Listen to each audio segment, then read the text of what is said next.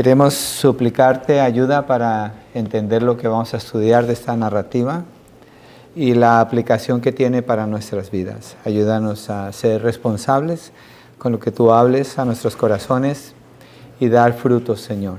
En el nombre de Jesucristo te lo pedimos y te damos las gracias, Padre. Amén y amén. Ok, el título de este taller es Guardando Puro mi Corazón. Lo que vamos a hacer es mirar de la historia del rey David cuando él cae en pecado con Betsabé. ¿Qué es lo que sucede allí? ¿Cuáles son los elementos que contiene la narrativa que indican el porqué de este pecado, la manera como él lo manejó?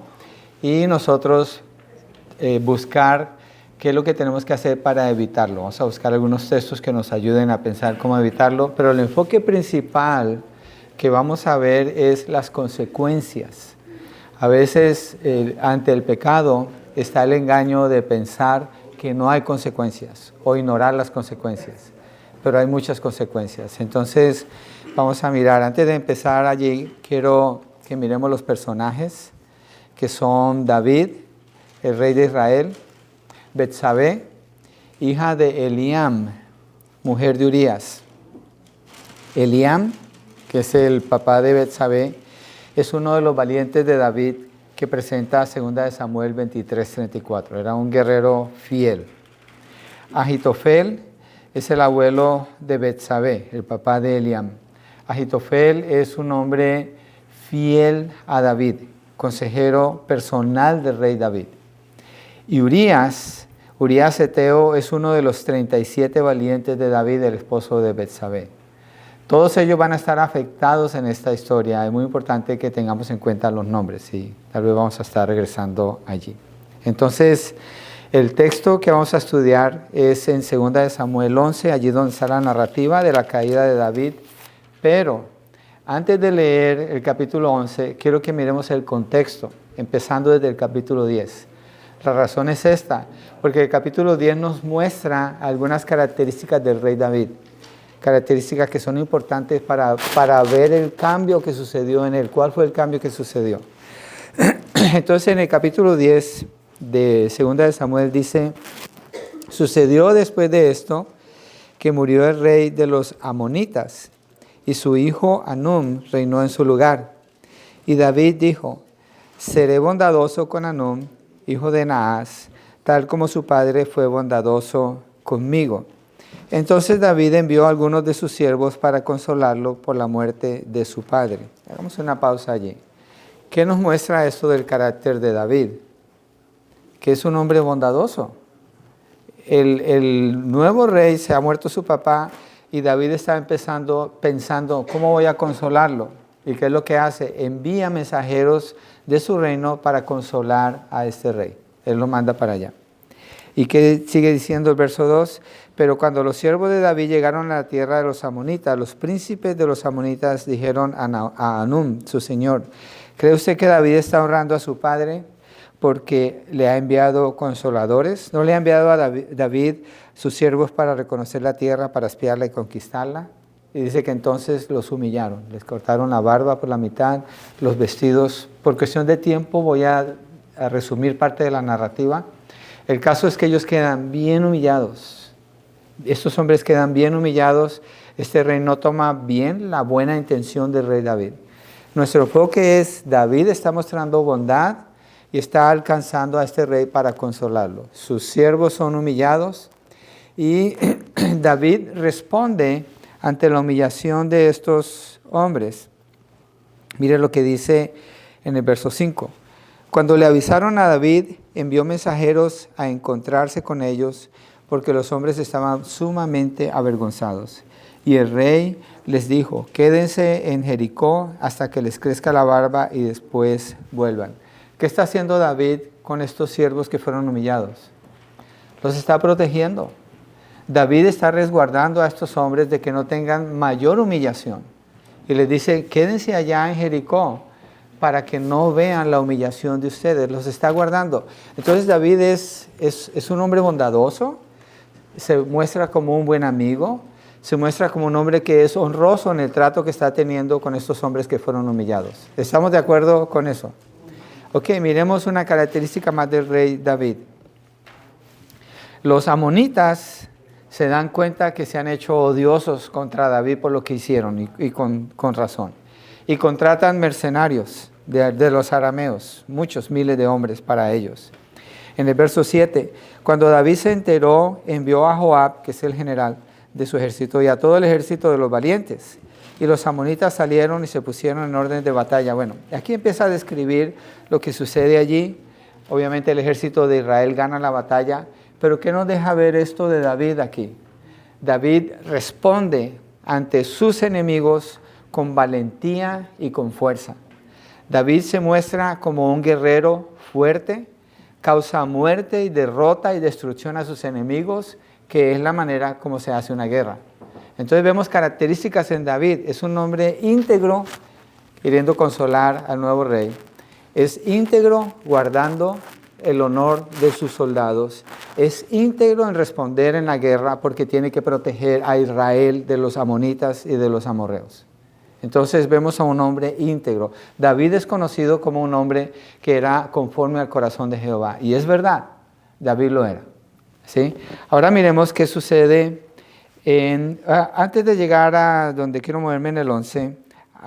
Hay una batalla que describe en el verso, miremos el 17. Cuando David se dio aviso a David, se reunió a todo Israel, cruzó el Jordán y llegó a Elam. Estos los arameos, los que están aquí, los que son los mercenarios.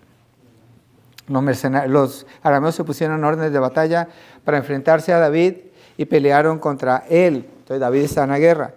Pero los arameos huyeron delante de Israel y David mató a 700 hombres de los carros de los arameos y a 40,000 hombres de a caballo. En Crónicas dice que eran hombres de a pie. Parece que hay una discrepancia aquí en esa palabra. Eso es lo que se llaman, ya me estoy desviando, se me escapa esta palabra. La Biblia tiene algunos errores que son mínimos. Pero aquí dice hombres de a caballo, el otro dice hombres de a pie, pero no contradice para nada el texto. El caso es que mueren todos estos. Esto se le atribuye a David como el que ha vencido allí. ¿Por qué? Porque David está con el ejército. David está con ellos. Entonces David es un hombre, es un buen rey, es un buen guerrero, es un hombre honorable, es un hombre bondadoso. Miremos ahora en el capítulo 11, lo que dice el verso 1. Aconteció que en la primavera, en el tiempo cuando los reyes salen a la batalla. ¿Quiénes salen a la batalla? Los reyes. Los reyes se van con el ejército. Ellos van a pelear junto con el ejército. Dice que David envió a Joab y con él a sus siervos, a todo Israel, y destruyeron a los amonitas.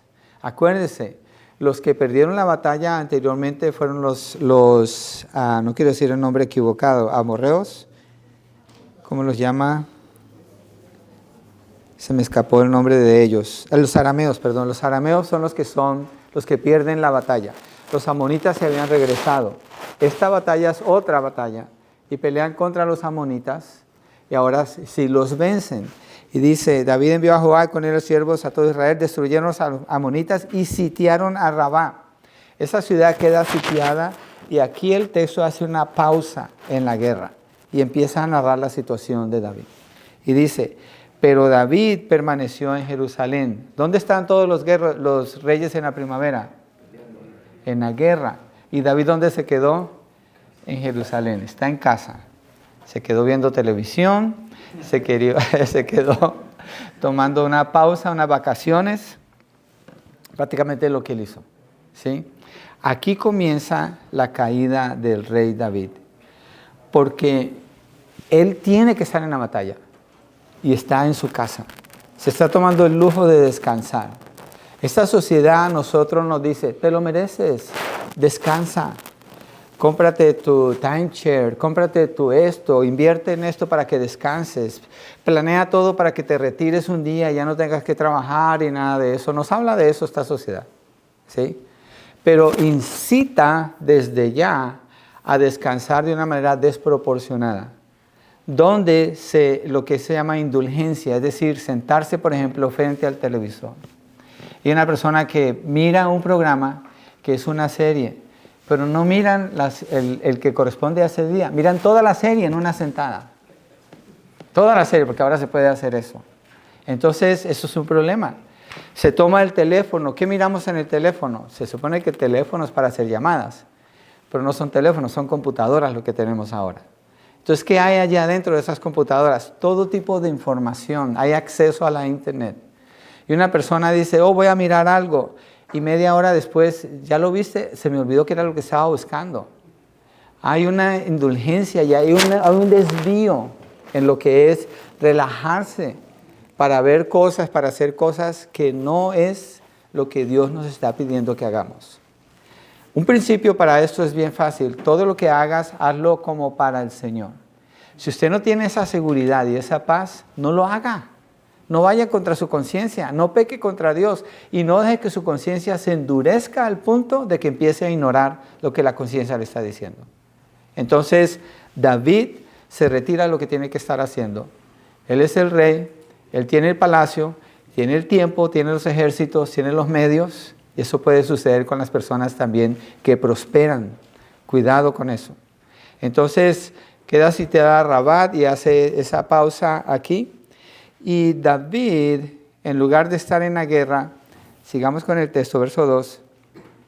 Al atardecer, David se levantó de su lecho. ¿De dónde se levantó?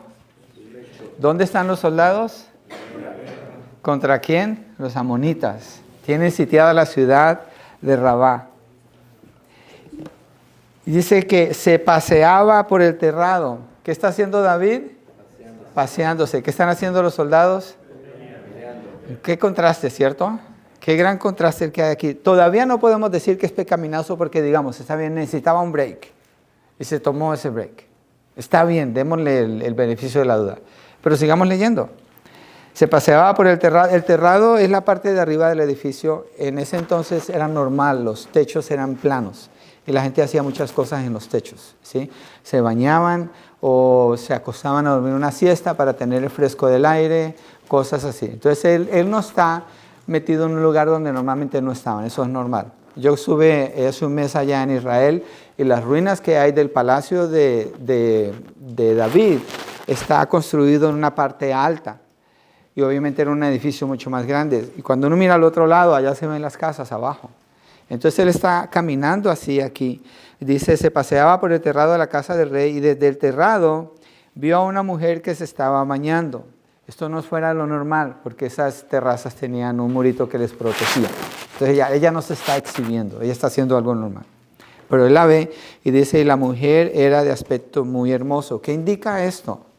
Que David la ve y no para de mirarla. David la ve y no para de mirarla. Él sigue con la mirada, él sigue observando y él empieza a deleitarse donde no debería estar haciéndolo. Cuando usted deja de estar donde Dios le llamó a estar, se empieza a exponer a cosas que van a obrar contra la carne, van a excitar la carne, van a provocar deseos que están pecaminosos allí, que habitan en nosotros. Entonces esto es lo que está sucediendo aquí. Una vez que usted experimenta eso, ese es el momento de detenerse y decir no, que dice el 10º mandamiento, no desearás a la mujer de tu prójimo. Que dice Job, haré un pacto con mis ojos para no mirar a una mujer virgen. La palabra habla de eso. Que dice Filipenses 4, verso 8. Por lo demás, hermanos, todo lo que es verdadero, todo lo honesto, todo lo justo, todo lo puro, todo lo amable, todo lo que es de buen nombre, si hay virtud alguna, si hay algo digno de alabanza, en esto pensad. Entonces, si lo que mira le está causando un pensamiento que no coincide con el honor a Dios, no tiene lugar. En este momento David debió haberse detenido, en este momento, aquí. Pero miremos qué pasa. David, verso 3, mandó a preguntar acerca de aquella mujer y alguien dijo, ¿no es esta Betsabé, hija de Eliam, mujer de Urías, elitita? Toma otro paso más. La vio, se deleitó y ahora toma un paso. Quiere saber quién es ella. Miren la información que él está recibiendo aquí. Le dicen que ella es hija de Eliam. Regresemos a la lista de personajes. Eliam, uno de los valientes de David, hijo de Ahitofel. Uno de sus mejores guerreros. Él sabe que ella es hija de él. ¿Y qué más le dicen? Es la esposa de Urías. ¿Quién es Urías? El último en la lista. un eteo, Urías eteo, uno de los 37 valientes de David. Uno de sus mejores soldados. Un hombre fiel, un hombre que daba la vida por David y él lo expresa más adelante. David sabe quién es. ¿Qué pasa aquí con el pecado? Una vez que se da lugar al pecado, usted empieza a perder el control de quién es usted. David empieza a perder el control de quién es él. De ser un hombre bondadoso, de ser un hombre que quiere consolar a ese rey, de ser un hombre que guarda el honor de sus soldados, de ser un hombre que va a la batalla y pelea. Mire cómo se está convirtiendo David aquí. Él sabe. Aquí hubiera parado sabiendo quién es ella.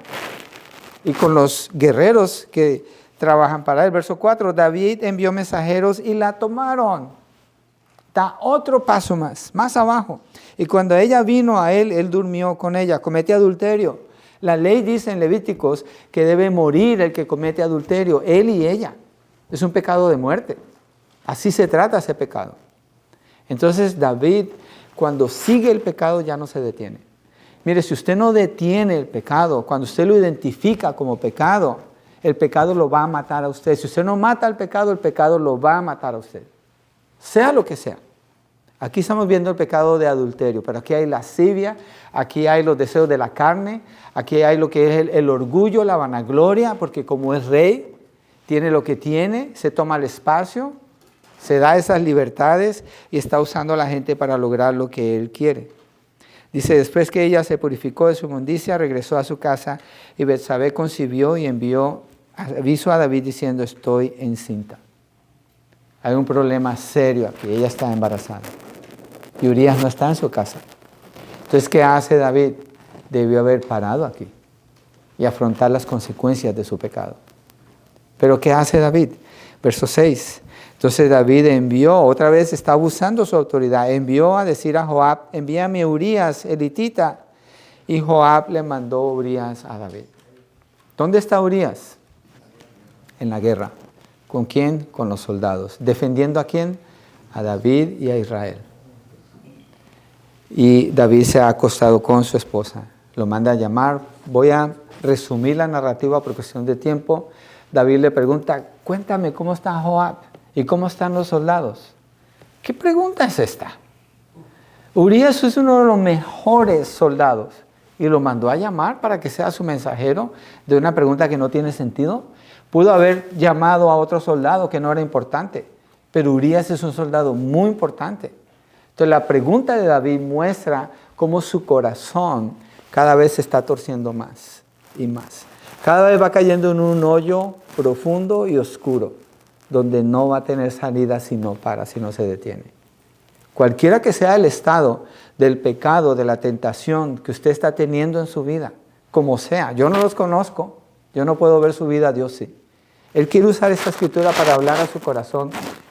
Pare, deténgase. No, diga no. José fue tentado con la mujer de Potifar y dijo, ¿cómo? Si Dios me ha permitido servir a mi Señor y Él me ha dado autoridad sobre todo, yo no tengo autoridad sobre su mujer, ¿cómo pecaré contra Dios y contra Él? Entonces usted se pregunta, ¿cómo voy a pecar contra Dios y contra las personas? David está pecando contra el Señor, David pecó contra Betsabé, David está pecando contra Joab porque lo está usando siendo el general del ejército, está pecando contra Urías, está pecando contra los que saben porque manda a preguntar por ella, está pecando contra el reino donde él es rey. Su vida no es una vida independiente, es una vida, usted toca a muchas personas a su alrededor, su esposa, sus hijos, su esposo, sus vecinos, sus familiares, la iglesia donde usted sirve. Hay una conexión que es inevitable. Y David está ignorando por completo esa conexión. Una buena manera de mirar nosotros hoy en día es no se separe de la iglesia del Señor. David se separó del ejército. No se separe de lo que Dios le ha pedido a usted que haga. ¿Qué es lo que Dios quiere que usted haga? ¿Cómo quiere el Señor que usted viva? Y ocúpese en eso. Tenga cuidado.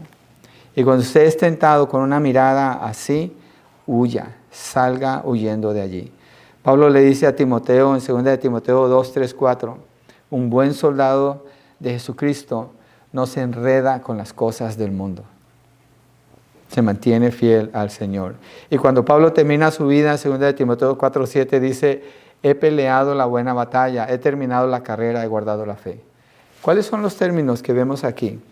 Soldado, batalla. Quiere decir que usted y yo somos soldados en un ejército. El ejército del Señor Jesucristo. No andamos peleando con la gente, pero tenemos una batalla espiritual. ¿Qué dice Pablo cuando habla en el libro de Efesios capítulo 6 acerca de la armadura celestial? Otro término que tiene que ver con guerra. Soldado, batalla, armadura. ¿Por qué? Porque tenemos un enemigo real que es Satanás. Porque nosotros no estamos en paz con el mundo. No andamos causándole problemas a la gente, pero es que hay una enemistad espiritual. No hay comunión entre la luz y las tinieblas.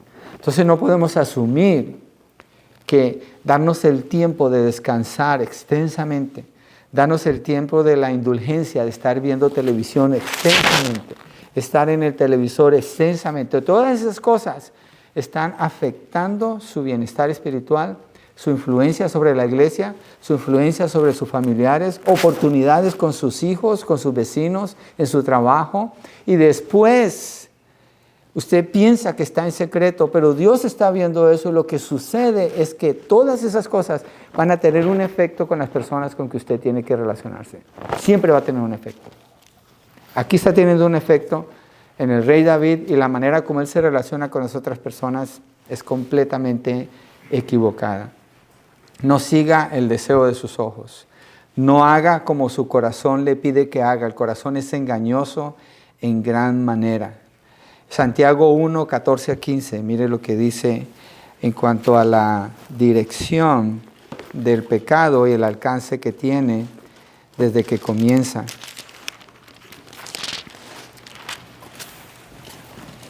Dice, sino que cada uno es tentado cuando es llevado y seducido de su propia pasión.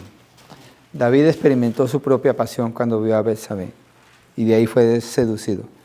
Después, cuando la pasión ha concebido, como David no rechazó eso, sino que le permitió estar en su corazón, concibió. Después de que la pasión ha concebido, da a luz el pecado. ¿Cuál fue el pecado? La mandó a buscar y después se acostó con ella. Y cuando el pecado es consumado, engendra la muerte. ¿Y qué muestra la historia de David? Muerte. Muchas muertes. No una o dos, muchas muertes. Y obviamente espiritualmente él queda muerto. Él queda separado de su relación con Dios. Cuando toma esta actitud, no busca a Dios. Es uno de los pocos textos donde David no está preguntándole a Dios acerca de la batalla, porque no está en la batalla. Está complaciéndose a sí mismo. Tenga cuidado cuando usted se está complaciendo a sí mismo, cuando busca sus propios sueños, sus propios propósitos, sus propios deseos. Tenga mucho cuidado. Yo hace años apliqué para trabajar con el Navy aquí en Estados Unidos. Era algo que anhelaba mucho en mi corazón. Y entendí que siendo algo que anhelaba tanto, tenía que orar más de lo normal. Orar y ayunar más de lo normal. Porque necesitaba escuchar más del Señor. Cuando usted se siente seguro de lo que quiere, puede que sea un deseo pecaminoso, aunque aparentemente se vea bueno. Tenga mucho cuidado de preguntarle mejor al Señor. David aquí no le pregunta nada al Señor. Empieza a actuar por sí mismo y se desvía. Cada vez se desvía más. El verso 10, cuando llama a Urías, le dice, cuando se lo contaron a David, porque Urías no se va a su casa a dormir con su mujer, le dijeron, Urías no va a su casa.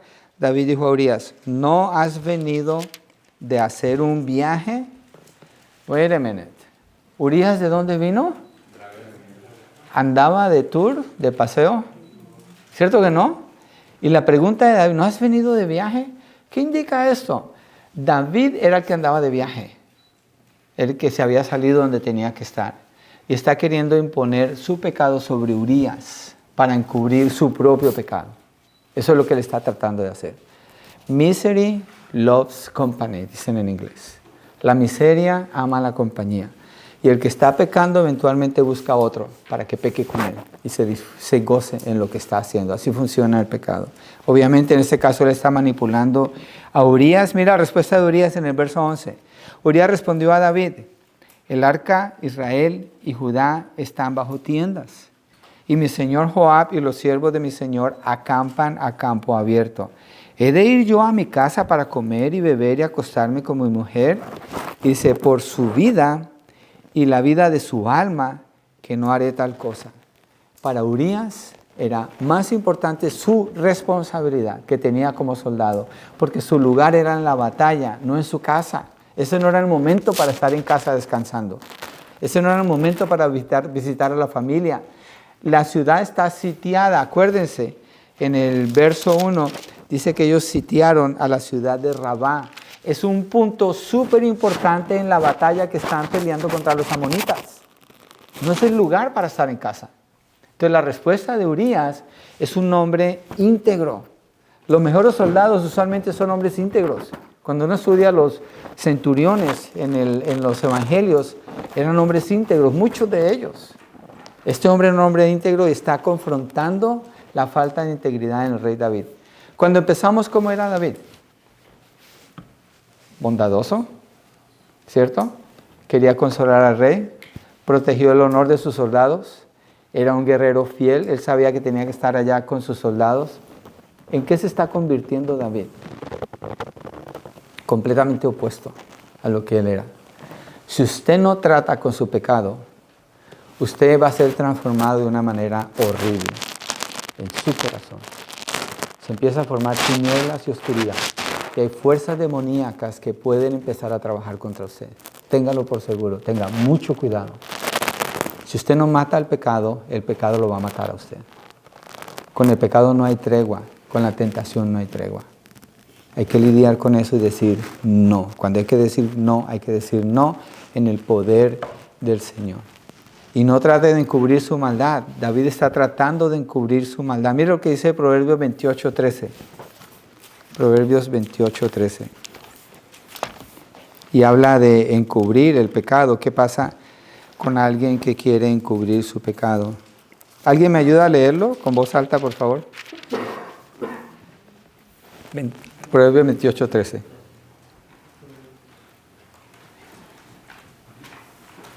No todos a la vez porque no vamos a entender. Amén. Dice, el que encubre sus pecados no prosperará, mas el que los confiesa y se aparta alcanzará misericordia. Muy bien, gracias. Entonces, si hay un pecado que usted no ha confesado, créame, no va a prosperar. Usted queda atorado, como ir contra una pared. No va a poder ir a ningún lado espiritualmente. Queda detenido, necesita confesar su pecado. Y si usted prospera en su pecado y sigue prosperando y prosperando, quiere decir que Dios le abandonó a usted y usted no está en la familia de Dios. Y eso es algo horrible. Lo peor que le puede pasar a una persona es que Dios la abandone y la permita prosperar en su pecado. Pero yo asumo que usted es un creyente, así que guarde su corazón, confiese los pecados. ¿Cuándo? Inmediatamente que usted nota que hay un pecado. Y si no ha pecado y es tentación, pídale ayuda al Señor. No nos dejes caer en tentación, dice Mateo 6. Líbranos ¿de quién?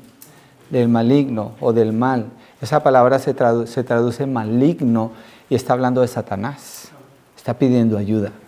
Entonces necesita lidiar con su pecado. David termina enviando, le da una carta a Urías en el verso 14. A la mañana siguiente David escribió una carta a Joab, la envió por mano de Urías. En la carta había escrito, pongan a Urías al frente de la batalla más reñida y retírense de él para que sea herido y muera. David se vuelve tan perverso que le da la sentencia de muerte al que él va a matar para que él mismo la lleve en sus manos y se la entregue al general que es Joab, diciéndole, prácticamente está diciendo, mátame. Y el otro lo hace. Cuando viene el reporte de la muerte de Urías, porque él muere, no solamente Urías mueren varios soldados. Y Joab da el reporte de tal manera que se lava las manos, como diciendo, eso era una malísima práctica de un general mandar soldados así. Entonces siempre mandan su carta, entran en el juego con David. Como, no, pues a veces pasa y mueren así. Y ahí muere Urías. Entonces David pasa al pecado del homicidio. Empieza con la negligencia, es irresponsable. Después se mueve a la lascivia, cuando mira a una mujer y no detiene ese pecado. Después a la manipulación y el abuso de poder, cuando manda por ella. Después se mueve a la mentira, cuando trae a Urías, a quererlo manipular, emborrachándolo, queriendo que él abandone sus principios de honor. Y después entra en el homicidio aquí. Si usted deja un pecado y usted miente, usted tiene que mentir otra vez para cubrir esa mentira que dijo, para cubrir ese pecado. Y después va a tener que decir otra mentira para cubrir esa mentira, con la que está queriendo cubrir ese pecado. Pero resulta que usted está pecando delante de Dios. No haga eso. No hagamos, yo entro ahí también. Aquí no hay nada. David era el mejor en Israel. Aquí no hay nadie que diga, yo estoy bien espiritualmente, yo no voy a caer. Tenga cuidado el que piensa que está firme, no sea que caiga. Pero no juegue con el pecado. El pecado es su enemigo y es mortal. Y Satanás quiere destruirlo a través del pecado. Entonces, ella hace duelo cuando muere Urías. De David no dice nada, no dice que le hizo duelo. Parece que su corazón cada vez está más endurecido aquí. Se casa con ella. Tienen al bebé. Dios toma la iniciativa como misericordioso Dios que Él es. Esto es clave en la historia. Y el Señor envía a Natán. Mire el capítulo 12, 1. Entonces el Señor envió a Natán. ¿Quién toma la iniciativa aquí? El Señor. El Señor manda a Natán para que confronte a David. Natán usa una historia. Mire lo que David responde en el 5. Se encendió la ira de David en gran manera contra aquel hombre y dijo a Natán, vive el Señor. Por primera vez vemos que David está mencionando al Señor. Cuando le muestran el pecado de alguien más, pero no el suyo. Según él no es su pecado. Vive el Señor que ciertamente el hombre que hizo esto merece morir. Mire el verso 6 tan interesante. Y debe pagar 4 veces. ¿Por qué dice que 4 veces? Por la cordera, porque hizo esto y no tuvo compasión. En Éxodo 22:1 dice que la persona que mata a un cordero tiene que pagar con 4 corderos más el que mató. La referencia que David está haciendo aquí es exacta al texto bíblico de la ley en el libro de Éxodo, que también se extiende a Levíticos. Entonces David conoce la ley, David conoce del Señor, David conoce lo que él tiene que hacer y no tiene que hacer.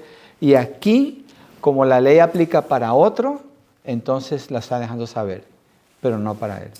Y Natán le dice, ese eres tú eres el que merece morir por tu pecado. David se arrepiente y le dice Natán en el verso 9, porque has despreciado la palabra del Señor, haciendo lo malo ante sus ojos. Has matado a espada a Urías elitita. Has tomado su mujer para que sea mujer tuya, y a él lo has matado con la espada de los amonitas.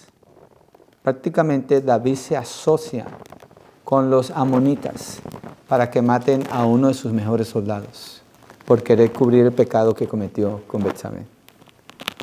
Él ha llegado bien abajo, bien abajo. Y Natán no se detiene en nada para confrontarlo exacto como es. Llame al pecado como es. Llame al pecado como es. Cuando tenga que pedir perdón, tome plena responsabilidad de lo que usted ha hecho. De lo contrario, no es arrepentimiento y no está pidiendo perdón. Cuando hay gente que dice, perdóname, pero es que la verdad es que estaba enojado, la verdad es que tenía mucha presión. Esa es una excusa, esa persona no está arrepentida. Esa persona está queriendo encubrir su pecado de una manera aparentemente humilde cuando no hay humildad allí. David admite su pecado, él dice, yo he pecado contra el Señor, soy culpable. Soy culpable. Pero lo que él ha hecho es horrible. El pecado así trabaja en usted, en mí, en todas las personas. No hay excepción. El único que lo puede parar es usted, con el poder del Señor, pidiéndole ayuda, orando, congregándose. No se retire de la comunión con los hermanos. Vaya a un grupo de hogar, congréguese, sea fiel en su tiempo con la iglesia. en su tiempo de oración, en su tiempo de rendir cuentas a alguien más que sepa de su vida. David se retiró, David se apartó, puso su confianza en él y empezó a caer, a caer, a caer, a caer. Y miren dónde llegó. Tenga cuidado, porque el pecado es horrible. ¿Qué pasa después de aquí? El bebé, Dios mata a ese bebé. ¿Cuántos muertos hay aquí por causa del pecado de David? Miró, murió Urías y murieron otros soldados juntos con él. Muere el bebé. Y después, ¿qué pasa? Amnón viola a Tamar. Los dos son hijos de David. Él la viola a ella. Hay una violación allí. Absalón mata a Amnón porque Amnón violó a Tamar. Hay otra muerte y hay una muchacha violada que quedó su vida arruinada para siempre. ¿Qué más sigue allí? Absalón huye por causa de eso. Hay una separación. Y después cuando regresa, Absalón divide el reino. Y dentro de esos personajes, Ahitofel, el que está aquí es el cuarto en la lista, que es un consejero personal de David, se queda con Absalón, se voltea contra David. ¿Quién es Ahitofel? Es el abuelo de Betsabé. Ahitofel es el abuelo de Betsabé. Entonces aquí vemos a un hombre que ha sido afectado por el pecado de David. Toma un lado contrario contra David, parece que hay un deseo de venganza en él. Y después cuando el consejo de él no prospera, ¿qué hace Ahitofel? Como no pueden matar a David, se va a su casa, dice que puso todo en orden y se suicidó. Otra muerte. Aparte de las muertes que hubieron en el mismo reino cuando se confrontan las fuerzas de Absalón con las fuerzas de David. ¿De dónde se originó esto? Dios le dijo a David, la espada no se apartará de tu casa por lo que has hecho. ¿Qué nos muestra esto? Dios le perdonó el pecado a David. Mire en el verso 10 del capítulo 12. Ahora pues la espada nunca se apartará de tu casa porque me has despreciado y has tomado la mujer de Urías elitita para que sea tu mujer. Asimismo, así dice el Señor, por eso de ti misma casa levantaré el mal contra ti y aún tomaré las mujeres delante de tus ojos y las daré a tu compañero y éste se acostará con tus mujeres a plena luz del día. En verdad tú lo hiciste en secreto, pero yo haré esto delante de todo Israel a plena luz del sol. El pecado normalmente se hace en secreto, aunque hoy en día vivimos en una sociedad que lo celebra abiertamente. Pero no es en secreto. Usted lo está haciendo delante de Dios si usted lo hace. Es delante de Él. Y aunque Dios le perdone, porque usted puede ir con el Señor, Dios es fiel y justo para perdonarnos y limpiarnos de toda maldad. Una vez que usted peca, se desata una cadena de eventos. Porque con su pecado usted tocó a otra persona de alguna manera. Y eso desata una cadena de eventos. No dé lugar al pecado. Cierre esas puertas. Corra con el Señor. Clame al Señor por ayuda. Arrepiéntase rápido. Confiese su pecado con sinceridad, con humildad. Reconozca su falta y tenga cuidado cuando usted ve muy fácil las faltas en otras personas y dice, oh, la ley lo condena. Tenga mucho cuidado. No se separe. Y no tome tiempo fuera del lugar donde Dios le ha llamado a usted a servir. Quédese allí, sea fiel. Vamos a orar, ¿sí? Padre, te pedimos ayuda, Señor, para obrar de una forma honrosa para ti. Que podamos identificar el pecado, llamarlo como la palabra lo llama y correr. Correr, Señor, para no untarnos, para no mancharnos. Y si hay pecado, Señor, que respondamos confesando el pecado para ser librados de la maldad, Señor, para detener el flujo de la maldad que se desata una vez que se comete un pecado.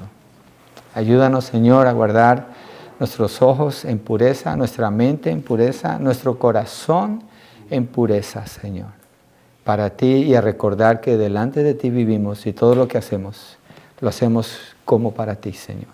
Gracias, Padre, en el nombre de Jesucristo. Amén y amén.